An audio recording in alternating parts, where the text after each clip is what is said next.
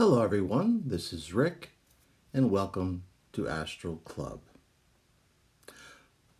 My talented and very cute daughter Rose gave me this idea for this video, and I think a lot of people will be interested in this topic. And the name of the video is Finding an Astral Spirit Guide or Ally.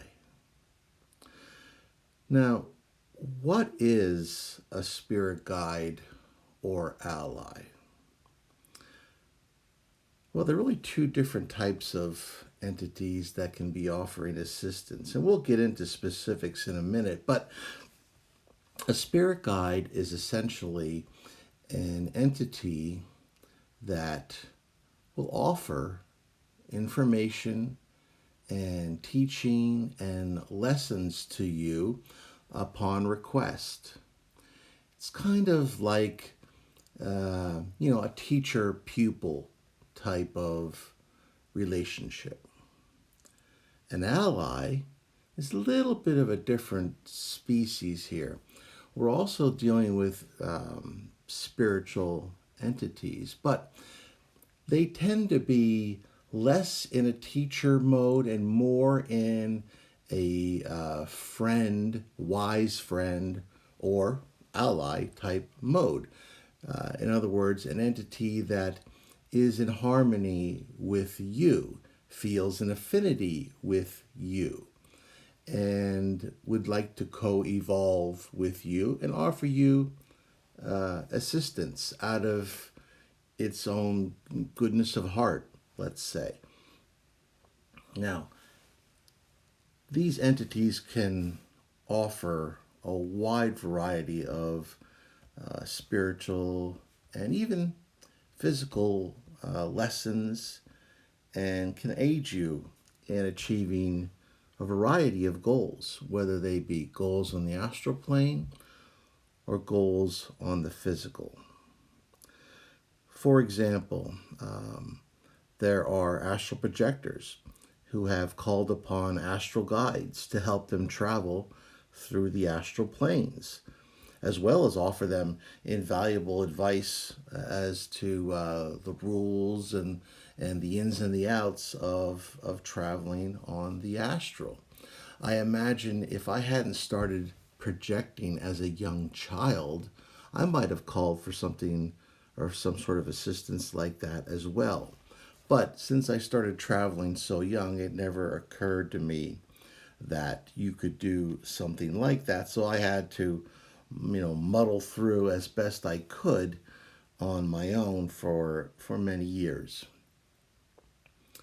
I do have allies now, and you've heard of my angels and my experiences with my angel. So let's get into some of these specifics, some of the entities or the classes of entities that you might end up attracting or want to attract as teachers, guides, allies, what have you. Well, the first one is, of course, the angel. And I know this term has a lot of loaded religious significance, but it's a term that I use because typically it's one that a lot of people can understand much more easily than using some other type of word. Now, these are entities that have never been human.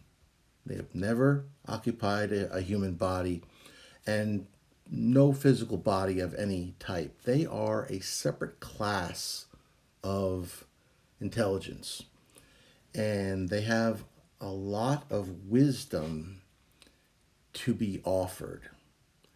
However, if you're looking for wisdom that will give you practical advantage in the human physical world, you're probably barking up the wrong tree, because these entities understand human life in theory. Kind of like, if you've ever taken a history course, and in that course they tried to explain to you what the lives of ancient Egyptians were like. You may have these facts in your head, but you really don't understand what it was like to be an ancient Egyptian and to live that life unless you've actually done it for yourself. So just because you read a book or you went through a course doesn't really mean that you're in a position to offer actual practical advice in that particular area. And angels, I feel, fall into that very same category. So, what can they do? Well, I look at angels as, imagine the most exacting, tough teacher that you ever had, the one that demanded so much from you that you felt you were getting close to the breaking point.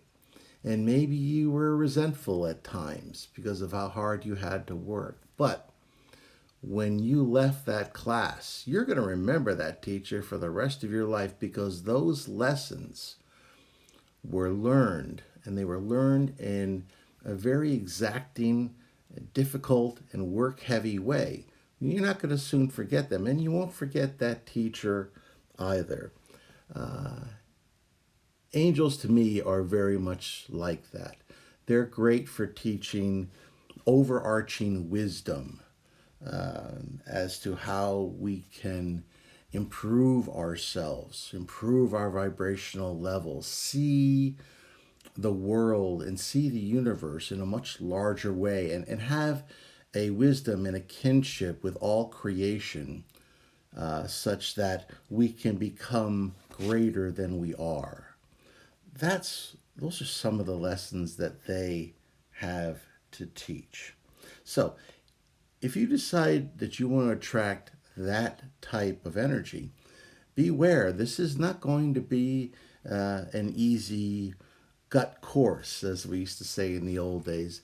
You're going to be put through your paces. So be careful what you ask for because you may get it. Another category is spiritual masters.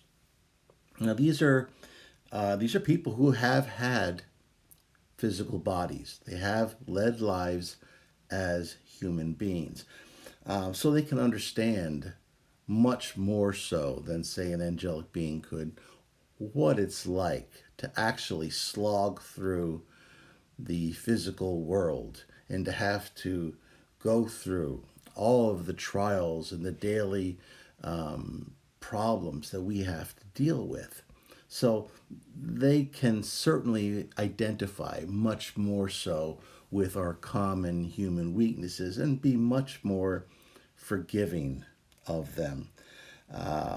Now, some people would say that folks like Jesus and Buddha were masters, and that when they passed over, they have decided to continue to aid humanity. However, most of the ascended masters or spiritual masters out there are people you've never heard of. They're not famous. They never appeared in any history book. But chances are they had some sort of a powerful influence over some group of people somewhere. They just never made it into whatever official history book was written. Now, these folks, as I said, can be much more understanding, but they're also exacting teachers too. Um, if you read the Bible, you'll see many of Jesus's lessons. He understood human failings, but he also demanded quite a bit from those that followed him. Buddha was the same way. They're both certainly understanding individuals, and they were both very forgiving. But at the same time, to follow them, to learn from them, was also a lot of work, and it forced growth amongst their followers. So if you attract a master like this, expect that type of experience. So understand that that's what you'd be getting yourself in for. Another category is spirit animals. Now, these are creatures that typify the animal kingdom, and they tend to be archetypes of these particular animals. And what they have to teach us is simplistic but very powerful. For instance, if your spirit animal that you attracted takes the form of an eagle, you might need to learn courage or leadership. If it was in the form of a coyote, you might need to learn cunning, playfulness. Or if it was in the form of a tiger, you might need to learn fierceness.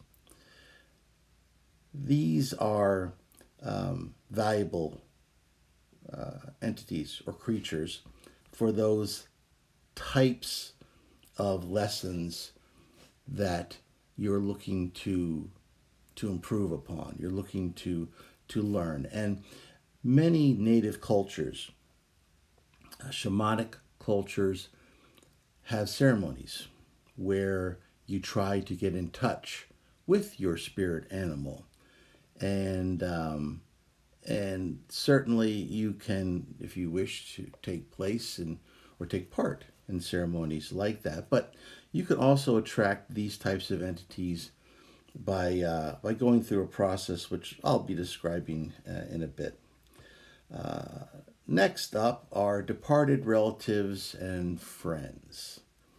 Now, these are souls who can offer some realistic advice and who actually already have a bond with you.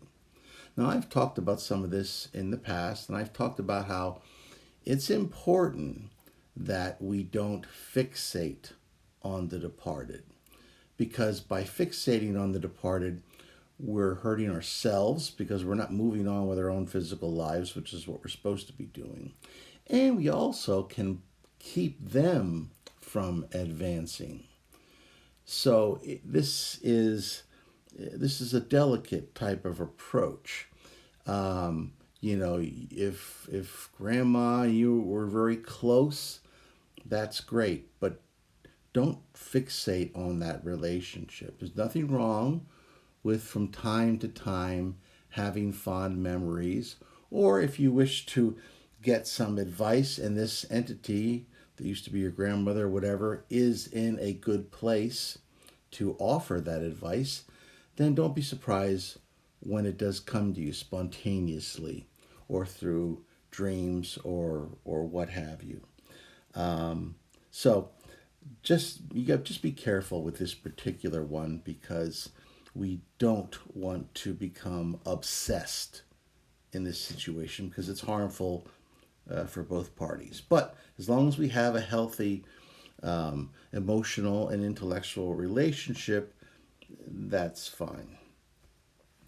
Next up is, and lastly, as far as I'm concerned, is the ally. Now, the ally is a distinctly different creature.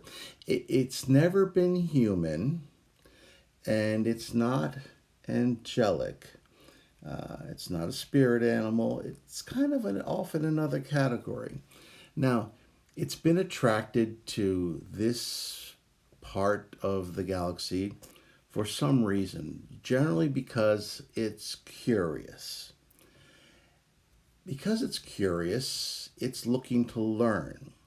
Now, if its vibrational level and interests happen to coincide with yours, you can find yourself learning lessons that you never even dreamed of, because they're so different from anything that we've ever encountered here on Earth, that you can get an interesting perspective. However, if you're looking for very practical Earth physical advice, you're barking up the wrong tree again, because these entities have never had an Earth physical life. Now, it's possible that they had a life somewhere else, but it would be an alien situation. So they don't really understand the struggles that you go through in the physical. It's all very new to them and very theoretical.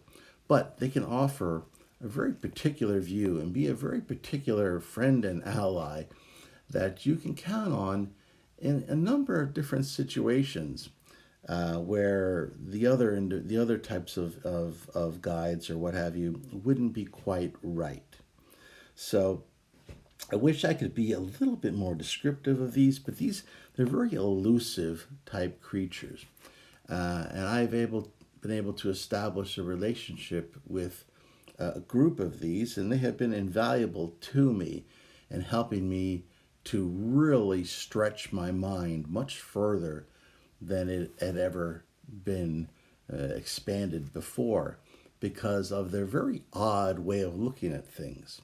It reminds me, have you ever? I'm sure you've watched TV shows or movies, and it's always based on the odd duck. Like, oh, there's an alien that comes down to Earth, and he's being introduced to these things on Earth for the first time, and he has weird reactions because we take things for granted. Like, oh, a red light means stop and a green light means go.